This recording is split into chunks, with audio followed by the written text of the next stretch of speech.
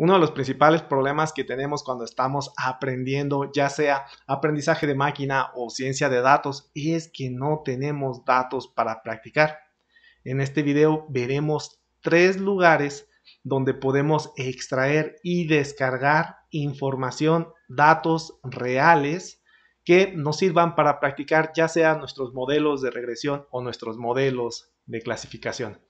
Mi nombre es Octavio Gutiérrez y en este canal aprenderemos programación, inteligencia artificial y aprendizaje de máquina. Gracias por acompañarme.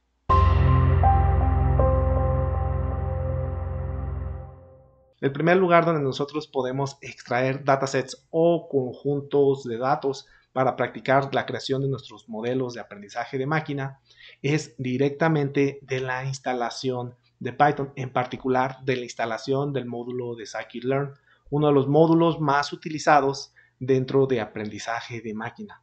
Y tiene 2 tipos de conjuntos de datos. Uno que ya está dentro de nuestra computadora, que les llama conjuntos de datos de juguete, y otros conjuntos que son descargados de la web. Y de hecho ambos los podemos acceder vía código. Ahora, primero vamos viendo cuáles son los conjuntos de datos de juguete, que en realidad son datos reales. La única diferencia aquí es que son datasets relativamente pequeños comparados con los datasets del mundo real. Entonces, vamos explorando cuáles son esos conjuntos y cómo podemos acceder a ellos vía código utilizando Scikit-Learn. Primero, tenemos 3 conjuntos de datos clásicos. De hecho, estos conjuntos de datos se utilizan en muchos cursos de aprendizaje de máquina y muchos de ellos han sido primeramente analizados en artículos científicos. Por ejemplo, está el conjunto de datos de Boston, donde se realizan modelos o está especialmente diseñado para realizar modelos de regresión, en particular para poder predecir el costo de las viviendas en la ciudad de Boston. También tenemos el conjunto de datos de diabetes. En este se utilizan features o características como el peso de las personas, como el índice de masa corporal, para poder determinar el avance que ha tenido la enfermedad de diabetes en un cierto conjunto de pacientes. En particular, se utiliza para hacer regresión, puesto que se tiene una variable cuantitativa del progreso de la diabetes de cada uno de los pacientes. Y tal vez una de las bases de datos más utilizadas en reconocimiento de patrones es justo la base de datos de iris, que realmente iris aquí se refiere a un tipo de flor y este conjunto de datos se utiliza mayoritariamente para realizar clasificaciones. Ahora existen esos 3 y tenemos estos otros 3 por acá. Uno de clasificación de dígitos y son dígitos que han sido escritos a mano. Y el objetivo aquí es determinar si es un 8, es un 7, es un 6, es un 5. Ahorita en un momentito, de hecho vamos a explorar directamente este conjunto de datos y vamos a graficar alguna de las instancias que ya tienen. Y también tenemos una base de datos también utilizada para clasificación de vinos. Y obviamente son características asociadas a diferentes tipos de vinos. Y hay otros conjuntos de datos de carácter social, como es el caso del dataset de cáncer de mama. Ahora que ya sabemos qué conjuntos de datos tenemos instalado, pues vamos viendo cómo podemos acceder a ellos utilizando la librería de Scikit-Learn y en qué formato vienen. Para eso yo ya tengo aquí un poquito de código. Estoy importando directamente el módulo de datasets de Scikit-Learn y también estoy importando de una vez Matplotlib porque vamos a graficar los dígitos. Ahora vamos importando primero el conjunto de datos de diabetes y lo vamos a utilizar como ejemplo para ver la estructura del objeto dataset. En realidad nos regresa un objeto muy parecido a lo que tendríamos en un diccionario. Entonces vamos a ponerle a este dataset diabetes, puesto que es el término, creo yo, más adecuado. Y en este caso utilizamos nuestro módulo de datasets de Scikit-Learn que justo acabamos de importar y hacemos uso de un método que se llama load. Y si utilizamos aquí el autocomplete del código, podemos ver exactamente el nombre que tiene asociado cada dataset. Por ejemplo, en este caso tenemos el de Boston, el de cáncer de mama, el de diabetes, el de los dígitos, el de iris y de hecho tenemos aquí abajo justo el del vino y otros que involucran algunos ejemplos. Ahora, pues quedamos que íbamos a cargar primero el de diabetes y hacemos uso de su método. Recuerden, aquí lo está extrayendo explícitamente de la instalación que nosotros tenemos dentro de nuestra computadora. Ahora vamos viendo qué tenemos dentro de diabetes y para eso vamos a acceder a su método keys o llaves. Recuerden, es prácticamente un diccionario. Entonces vamos primero a acceder a sus llaves para ver qué atributos tenemos dentro de este objeto. Para eso vamos a imprimir diabetes.keys. Ejecutamos. Y aquí podemos ver los elementos que tiene nuestro objeto. Tenemos los datos, tenemos la variable objetivo, tenemos frame que hace referencia a un data frame de pandas, tenemos la descripción del dataset y tenemos los nombres de las características, así como el origen, el nombre del archivo donde se encuentran tanto nuestros datos como nuestra variable objetivo. Ahora vamos accediendo a cada uno de ellos. Para eso vamos a automatizar la impresión de los valores asociados a cada una de estas llaves. Entonces vamos a poner para cada llave que se encuentre dentro de las llaves de mi dataset de diabetes, vamos a imprimir el valor que tenemos asociado dentro del diccionario llave y también vamos a imprimir para que podamos distinguir cuál es el valor que está dentro de cada una de ellas. Vamos a imprimir unos simples enter. Aquí está. Vamos a imprimir unos 5 para que podamos ver claramente. Ahora ejecutamos y aquí ya podemos ver.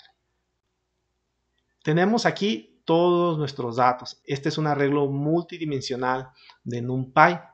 Estos son los datos asociados a las características y estos son los datos asociados a nuestra variable objetivo, igual un arreglo de NumPy. Este non que nos está regresando aquí hace referencia a que no tenemos asociado un data frame a estos datos. A pesar de que tenemos nosotros una llave llamada frame que justo hace referencia a un data frame, en este caso nos dice no hay data frame asociado. Y esto es porque tenemos que parametrizar el método de carga de datos para que efectivamente en lugar de utilizar un arreglo de NumPy nos regrese un data frame. Ahorita vemos cuáles son los valores que tendríamos que poner para hacer esta parametrización. Y lo que tenemos aquí es justo la descripción del dataset. Todo esto viene en inglés, pero simplemente lo podemos nosotros rápidamente ver que tiene la edad de las personas, tiene el género de las personas, el índice de masa corporal, tiene datos con respecto a la presión sanguínea y también nos está diciendo que tenemos una variable cuantitativa con respecto al progreso de la diabetes para una persona dada y que tiene 442 instancias. De hecho, esta descripción cambia muchísimo dependiendo del dataset que nosotros estemos utilizando. Y ahí podríamos simplemente explorar qué interpretación tiene cada uno de nuestros features. Y acá podemos ver el nombre de las características en particular y como les comentaba también teníamos la ruta, el archivo en particular de donde nosotros estamos extrayendo esta información. Eso es todo lo que tenemos almacenado en este objeto que nosotros estamos cargando. Ahora vamos viendo cuál sería el parámetro que nosotros tenemos que pasar en load diabetes para que nos regrese un data frame en lugar de un arreglo multidimensional de NumPy. Normalmente regresa un arreglo de NumPy porque scikit-learn típicamente trabaja con arreglos de NumPy y no con data frames. Sin embargo, para algunas ocasiones nosotros quisiéramos cargar ese data frame para sacar ventaja de pandas, sobre todo para la visualización y exploración de los datos.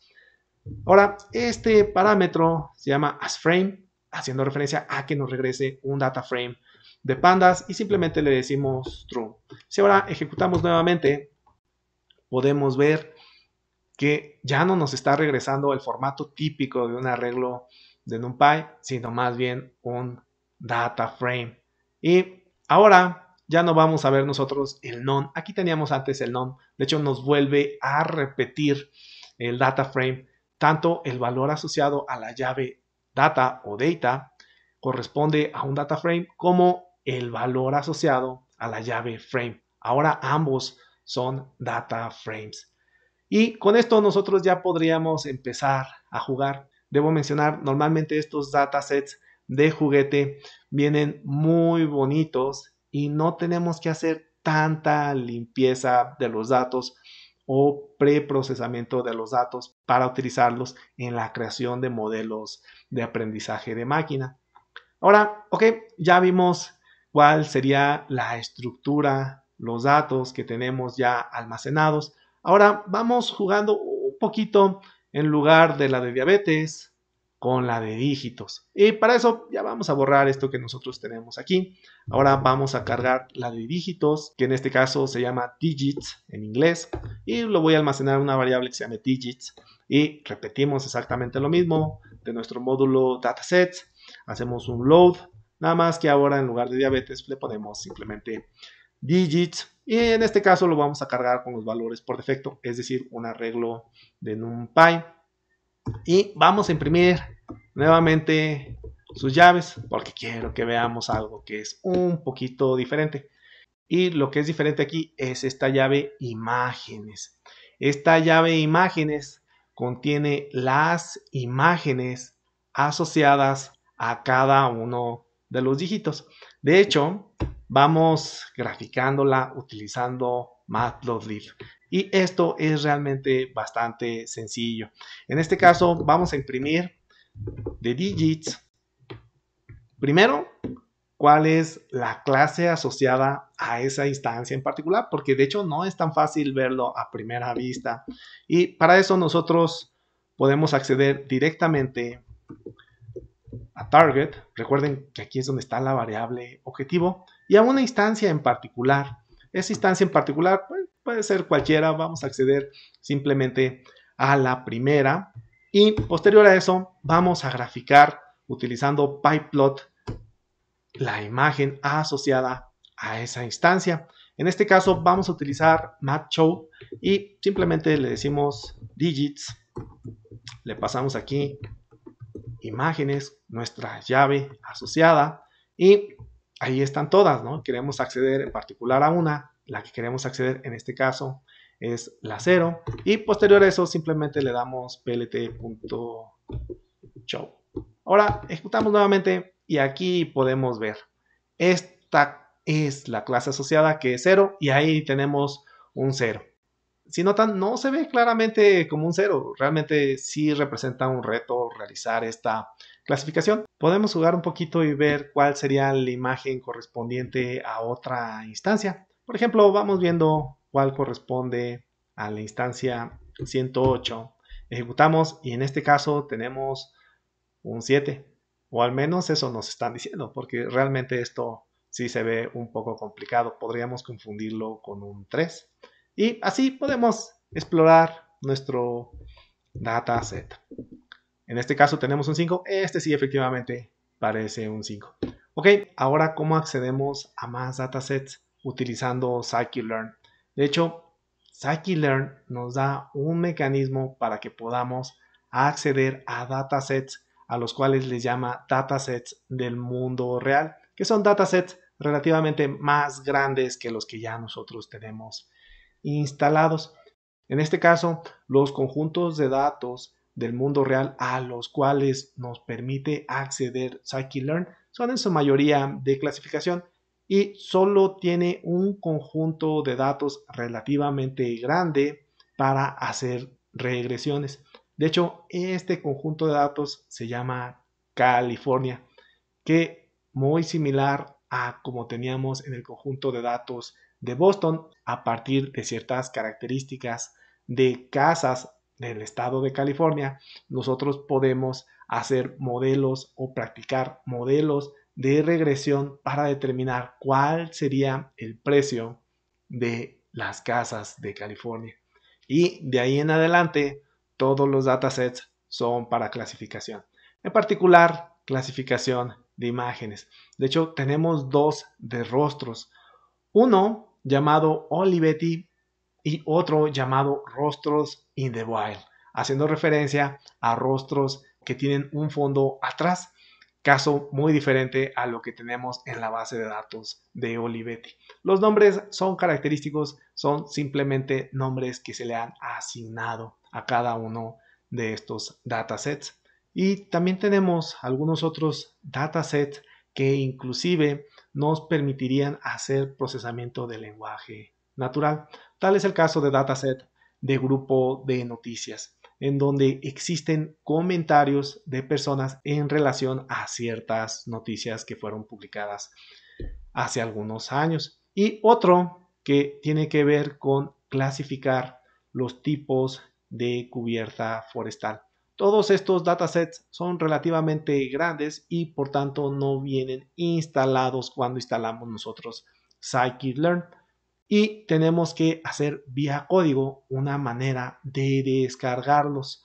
Para eso, igual lo hacemos a través del módulo datasets de scikit-learn y el código es relativamente sencillo, de hecho muy similar al que nosotros ya utilizamos. En este caso simplemente vamos a descargar los datos correspondientes al dataset de California y utilizamos nuestro módulo datasets y en lugar de load, como habíamos visto en la parte anterior, utilizamos fetch para descargar los datos y en este caso van a ser los datos de California correspondientes a las casas. Y en este caso, una vez que los descargamos, vamos simplemente imprimiendo la descripción de esos datos. De hecho, el objeto que nos regresa Fetch California Housing es exactamente el mismo tipo de objeto que nosotros obtenemos cuando utilizamos load. Ahora, si ejecutamos, aquí está. Ya tenemos nuestros datos. Si notaron, fue muy rápido debido a que yo ya había descargado este dataset. Y aquí podemos ver la descripción de ese conjunto de datos. Por ejemplo, la mediana del ingreso de las personas en esa cuadra en particular, qué tan viejas son las casas, qué tantos cuartos, qué tantas recámaras tienen cada uno de ellos. Y podemos ver que tenemos aproximadamente 20,000 instancias. En realidad, estos datasets son altamente utilizados y es muy conveniente utilizarlos para practicar la creación de nuestros modelos. Ahora, este es el primer lugar donde nosotros podemos acceder a diferentes conjuntos de datos, pero nos hace falta dos. ¿Cuál sería el segundo? El segundo, de hecho, es muy importante y es el repositorio de la Universidad de California. Este repositorio es ultra popular y existe una gran cantidad de conjuntos de datos y de hecho está constantemente en crecimiento. Vamos a acceder a él. De hecho, lo podemos acceder a través de esta URL. Yo aquí ya tengo justo el sitio web precargado. Aquí está. Actualmente podemos nosotros descargar 595 datasets de diferentes dominios para realizar diferentes tareas. De hecho, justo los datasets que tenemos también instalados en scikit-learn los podemos acceder aquí. Obviamente scikit-learn los eligió en función de que eran datasets muy populares y aquí podemos inclusive entrar para ver qué tipo de información nos provee. De entrada podemos descargarlo en diferentes formatos dependiendo de lo que lo vayamos a procesar. Nos da algunas características, es multivariado, inclusive el dominio del área. Si tiene algún DOI, es decir, un identificador único.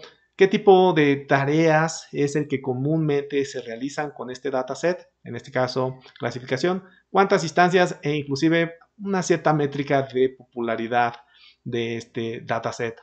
Y así podríamos ver diferentes características de nuestro dataset, algunas descripciones, inclusive aquí ya se mete un poquito más en detalle. Por ejemplo, el tipo de característica que se tiene, que es un tipo continuo, cuáles son las unidades, si tiene datos faltantes o no tiene datos faltantes. En realidad es un poquito más detallada la descripción que nosotros tenemos aquí dentro de este repositorio de la Universidad de California. Y de hecho tenemos esta parte que es súper importante.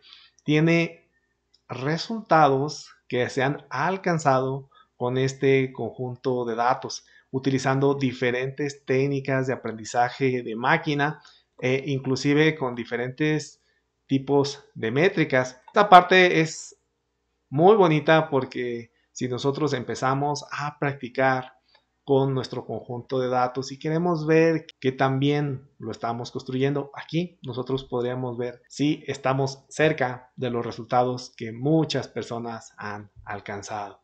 Ok, este es el lugar número 2 donde nosotros podemos descargar datos para practicar.